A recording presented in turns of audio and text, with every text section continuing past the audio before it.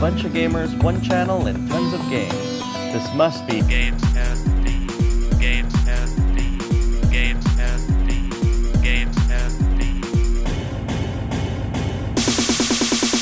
Oh, hee hee. Booyah!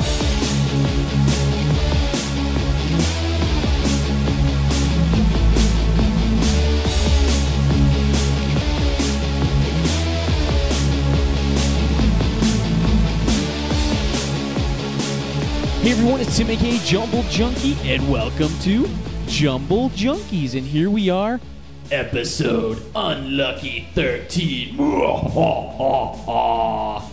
And of course, I'm here with my buddy Alex. And Alex, what the hell have you been up to? Not much. I just got my Game Informer with Rage, that id Software game where, it's been announced like 3 years ago and something, and then now they're actually showing it off. So good stuff. And I'm looking at like this picture of, Devastator. I guess like he's like the Transformer and stuff, the one like from the Constructicons, and he doesn't look anything like how I remember him and back in the cartoon days of Transformers. So I'm very disappointed. Transformers, not in me. Dude, I don't think I've ever watched an episode of Transformers like from the 80s. And yeah, call me a big loser. I know you guys are all big Transformer fans, but the first movie was probably one of the worst movies I've ever seen in my entire life. Oh, no doubt. Are you kidding me? I didn't watch the second movie. That's why I'm kind of looking at this monstrosity, and I'm like, what the fuck is this? What the fuck did they do to Devastator? He was kind of cool because he kind of looked black with his like red shades, and I'm like, now it's like, I don't even know what the fuck this is. It looks like he's taking a shit. Been playing any games at all, or?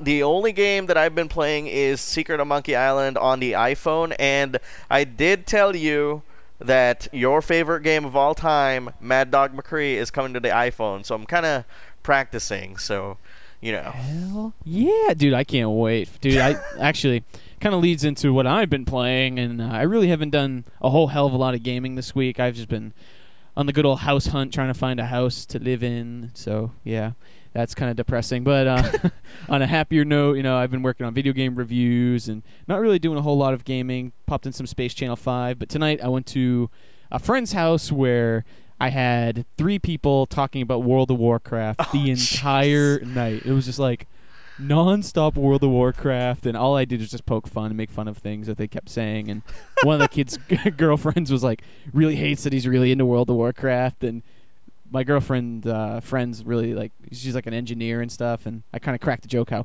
he's an engineer too, he's a level 100 engineer, he can craft things. Just pretty much anything anybody said I just referenced to World of Warcraft. But then we had a big game of Mario Kart for the Wii going, 4-player action. I thought you were gonna say like we played like World of Warcraft the board game, because you do know they do have a board game now. Yeah, I've seen it. It actually looks pretty cool, and I heard it's pretty fun. But unfortunately, it's probably like $100. It's probably really overpriced. But and you're probably forced to grind like 78 days straight or something like that. You have Chinese farmer status. But we played Mario Kart for a while. I owned, man. I was like Paul Walker, fucking drifting, passing people and shit.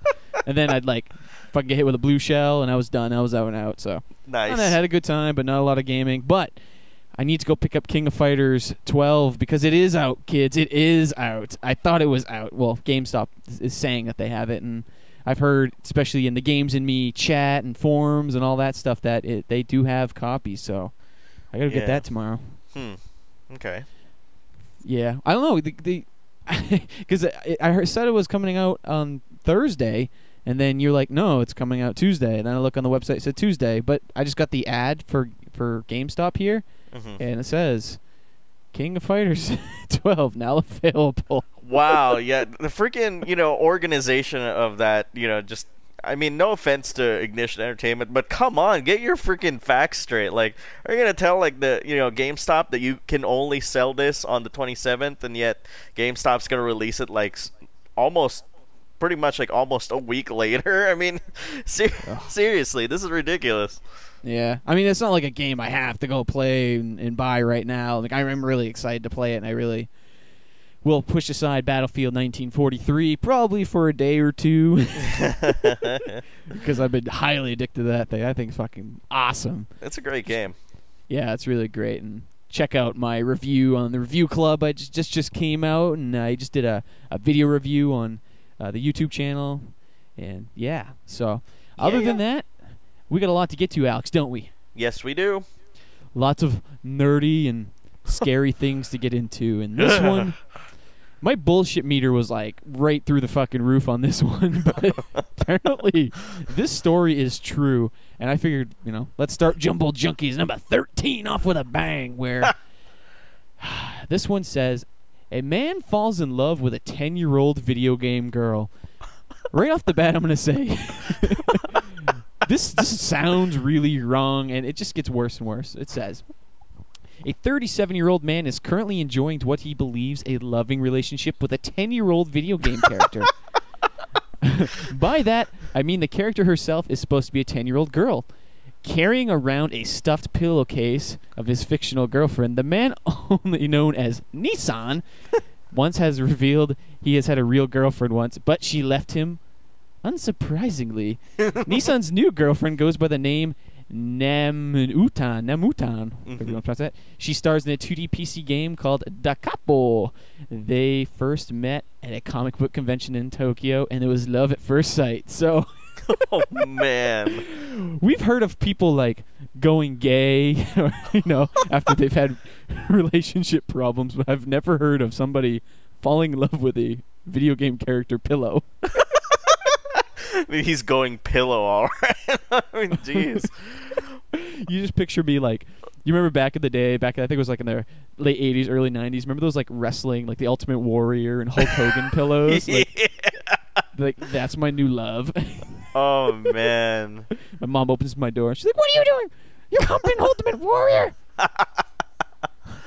Oh man, I honestly, like, when you added this to the news today, I was just like, okay, I've never heard this news article. How the hell did it slip? In the week of Comic-Con, and looking at the photo, oh man, the guy, dude, this is like, it's totally scary. He's like hugging a pink pillow with a character.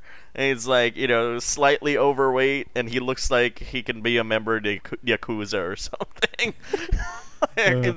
Well, he's not. He couldn't be a member of Yakuza. He looks like, I don't know, just like your typical tubby guy, Japanese guy. And there are people like walking past him. I wonder what they were thinking.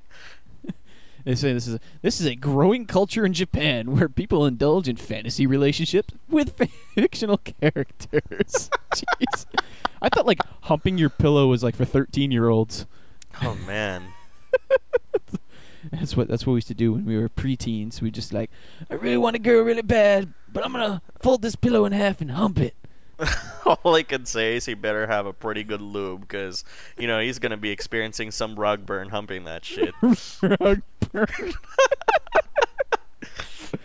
I thought it was fitting. I don't know. So sad. I mean, there's not a lot we can say about this. We just like to point out the sad individuals that, not me or you.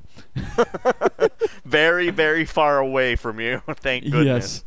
This one you might be able to enlighten more on than me. Another strange sexual topic here in Jumble Junkies. What else, we would do? Because we're fucking disgusting. But we all know about the new game that's coming out, Dante's Inferno. Well, this one says Dante's Inferno cartoon feature monster anal.